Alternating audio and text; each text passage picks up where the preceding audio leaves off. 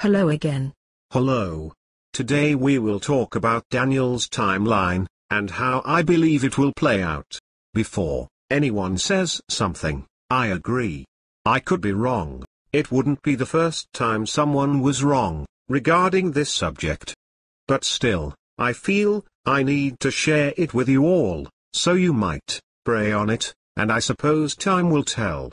If you look in the description section below, I have placed links to a person that has gone into much detail on the subject.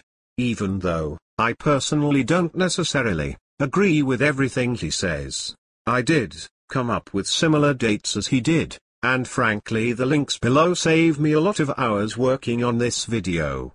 Instead, I'll do a shortened version. I'll try to get to the point as best I can. And if you want to have a look at the links below, that's fine. Okay, let's start.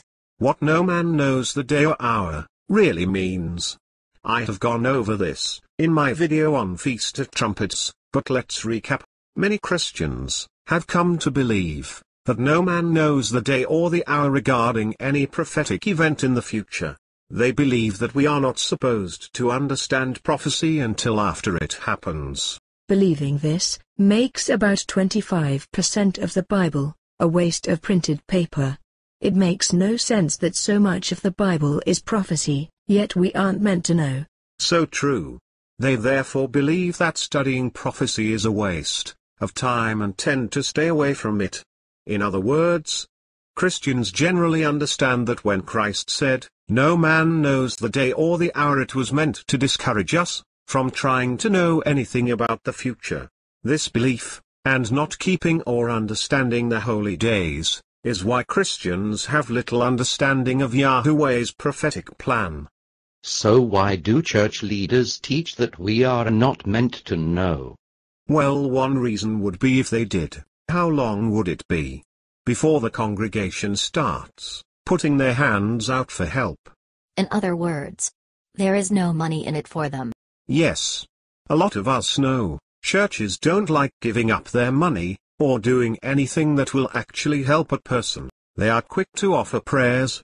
After all, prayer is free and takes little effort and does not hurt the bank balance. Yes, talk is cheap, isn't it? So, did Yahweh really stop us from knowing the timing of events? Let me pose a few thoughts about this limitation from understanding future timings that Christ supposedly communicated. Have you noticed that he phrased it in a very specific way, day or hour, instead of simply saying time or even just day? Do you know what specific event YAHUSHUA was talking about that no man knows about? What about Daniel and Revelation, which give days to count, for example 1260, 1290 and 1335 days from one event to the next? Clearly, when you see the starting point of an event, you can count and know the day of the ending point as well. Why does Daniel 12 say that the wise would understand? Daniel's prophecies, including those days to count in the same chapter, are concerning the end times or the time we live in now, and are not there for no reason. The entire book of Revelation is prophecy. When Revelation 1 verse 1 says it is written to show God's servants what will come to pass, does that mean everything except the timings given to us, like 42 months, 1260 days, times, and half a time, etc.? No. They are there for us to know the meaning of. Tell us about the Hebrew idiom for Feast of Trumpets. The solution is realizing that YAHUSHUA's statement is a Hebrew idiom. Most Christians today are unfamiliar with the cultural and historical context of these sayings. In this case, the Jews of that day referred to the Feast of Trumpets as the Feast of the Unknown Day and Hour. YAHUSHUA used that idiom in the Olivet Discourse, in the context of talking about the day of his return to earth from heaven. It even says, "This gathering will happen with the sound of a great trumpet." Matthew 24 verse 31. "And he will send his angels with a great sound of a trumpet, and they will gather together his elect from the four winds, from one end of heaven to the other." The reason the Jews referred to it as the Feast of the Unknown Day and Hour, was that it was the only one of their holy days that came on the first day of the biblical month, and that day didn't start till the first confirmed sighting of the new moon was declared. Why is this significant? Well, in YAHUSHUA's day, the first day of the month still were reckoned by the first visible crescent of the moon, which could appear any time over a 48-hour period. Therefore no one knew the day or hour that the new month began on. Their system was to wait for 2 witnesses of the new moon before declaring a new month. So you can see now that YAHUSHUA was not discouraging us from studying prophecy, but to know the timing of events in advance. He was actually confirming the specific day of his return as the Feast of Trumpets. Now to the timing of end-time events. Daniel 9 verse 2, In the first year of his reign, I, Daniel, understood by the books the number of the years specified by the word of the Lord through Jeremiah the prophet, that he would accomplish 70 years in the desolations of Jerusalem. Modern Israel officially became a state in 1948. However, the newly created United Nations approved the UN partition plan. United Nations General Assembly Resolution 181, on November 29, 1947. So if you take the 70 years mentioned in Daniel 9 verse 2 and add it to 1947, you will get 2017.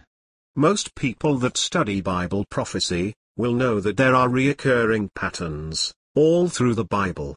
First, the number 7 days of creation, the 7th-year Sabbath, and more.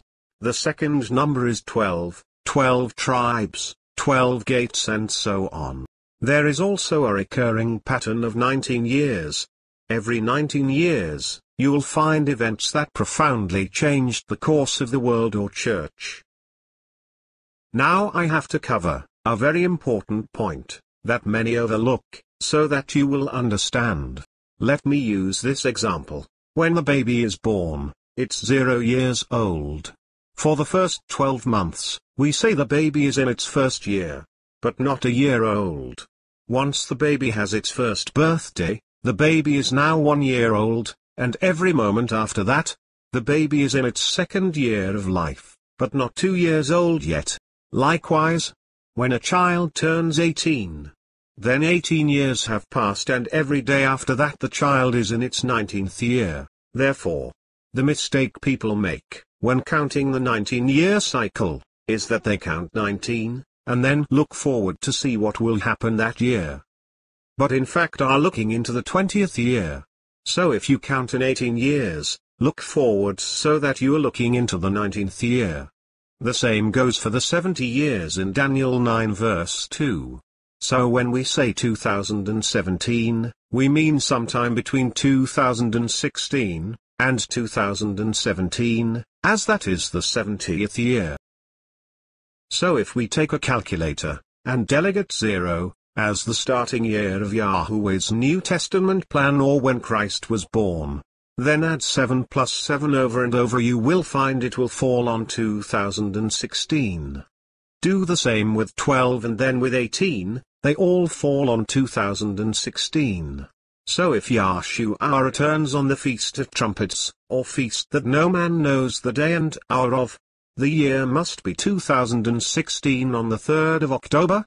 Now we can count backwards the number of days, as laid out in the book of Daniel and Revelations. In a diagram, it looks like this. Now in Daniel 8 verse 13 and 14, tells us the total time frame of all these events to transpire. Verse 13. Then I heard a Holy One speaking, and another Holy One said to that certain one who was speaking, How long will the vision be, concerning the daily sacrifices and the transgression of desolation, the giving of both the sanctuary and the host to be trampled underfoot? Verse 14. And he said to me, For 2,300 days, then the sanctuary shall be cleansed. Therefore, counting back from the Feast of Trumpets 2016, you arrive at June 28, 2010. So from June 2010, Look for things around the world that may indicate an escalation toward the final endgame. For example, earthquakes, growing New World Order and less human rights, America, about to crash, events in the Arab countries, rumors of war all over the news and internet, etc. Next is Daniel 12 verse 12.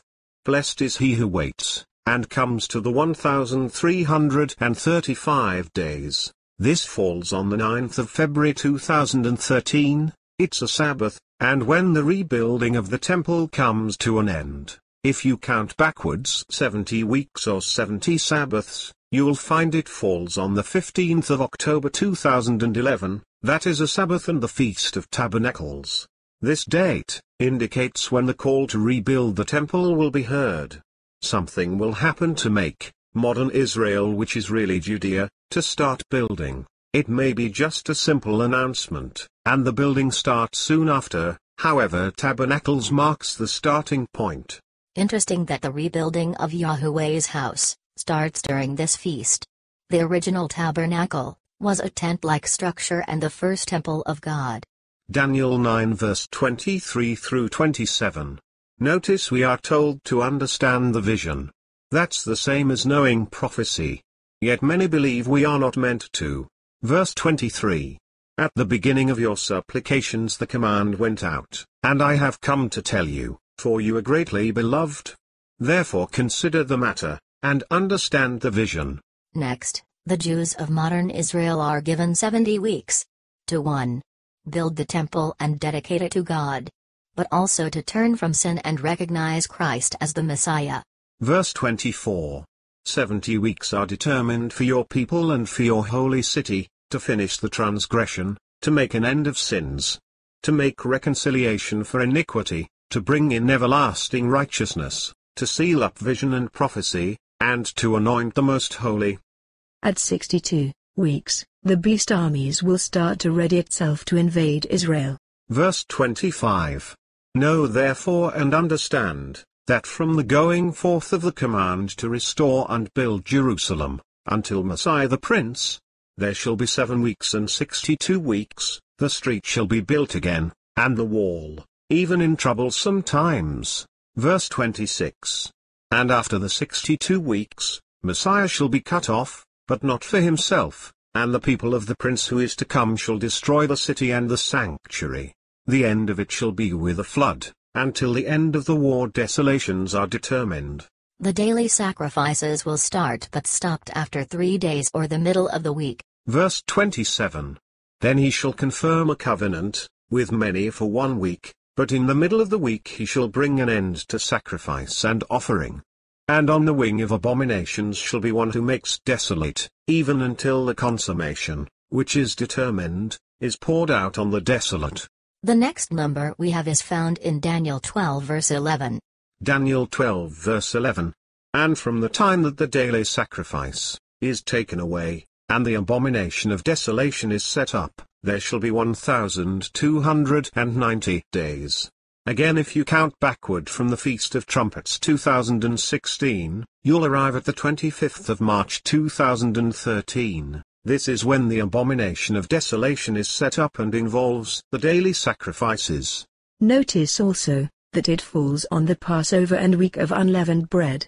How appropriate that Yahweh would have us flee into the mountains at the same time as our people fled from Egypt. Now let's look at Revelation 12 verse 6.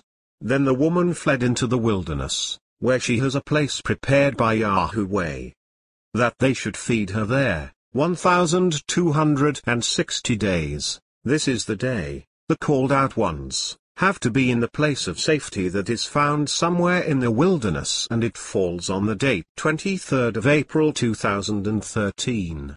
If those people aren't out of Israel by this date, they will not be able to leave the country. It's the day the doors to the place of safety will be closed. If any of them are still in the process of fleeing, but not there, then they will get caught up in the final stage of the tribulation. 1260 days, also marks Revelation 11 verses 3. The same day the two witnesses start to prophesy for 3.5 years. Verse 3. And I will give power to my 2 witnesses, and they will prophesy 1260 days, clothed in sackcloth. 1260 days also marks the day the beast army invade Judea. In Revelation 13 verses 5. And he was given a mouth, speaking great things and blasphemies, and he was given authority to continue for 42 months. This is when the beast is given 3.5 years, to punish and persecute the world, and even the called out ones, that didn't heed the warnings, not making it to the place of safety. This is the worst, and final part of the tribulation. Remember, the world is Babylon, and we are to come out of it. Well, that's the timeline. I'll end this video now. So what will we talk about next time? We will talk about Matthew 24 and 25. Why the rapture is only for a specific location. And why the example of Lot's wife shows us that we are meant to flee. And maybe a few other scriptures to back it all up. Okay, goodbye, till next time.